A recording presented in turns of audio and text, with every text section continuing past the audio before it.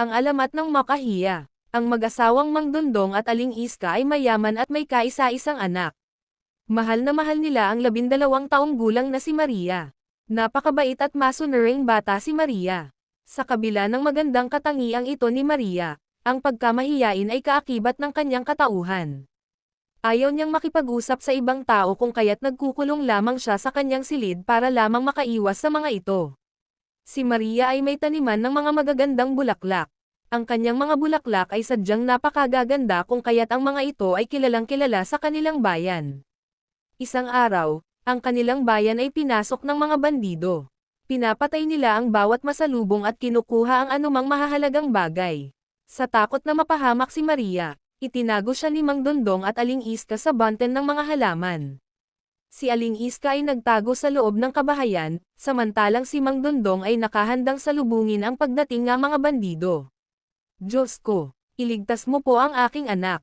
Dasal ni Aling Iska. Nang walang ano-ano'y bumukas ang pintuan ng kanilang bahay.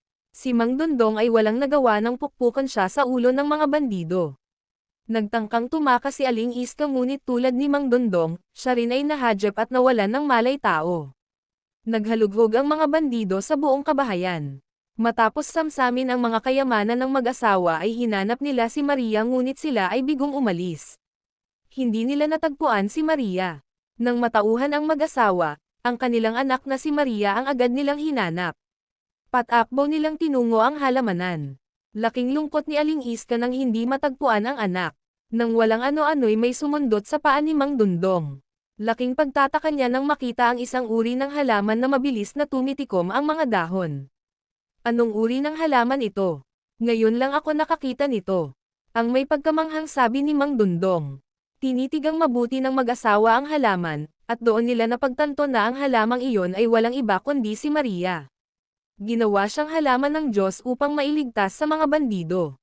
Hindi mapatid ang pagluha ni Aling Iska at laking pagkagulat na muli ni Mang Dondong na bawat patak ng luha ni Aling Iska, ito ay nagiging isang maliit at bilog na kulay rosas na bulaklak.